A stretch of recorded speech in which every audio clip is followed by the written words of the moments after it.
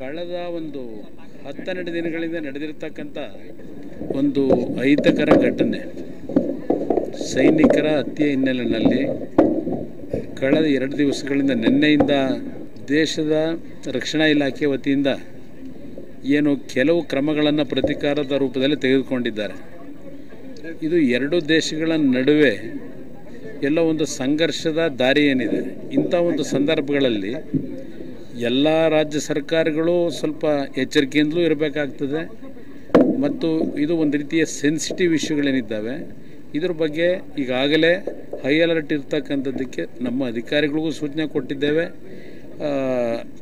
ಇದು ಒಂದು ರೀತಿಯ ದೇಶದಲ್ಲಿ ಕ್ಲಿಷ್ಟಕರವಾದಂಥ ಒಂದು ದಿನಗಳನ್ನು ನಾವು ಕಾಣ್ತಾ ಇದ್ದೇವೆ.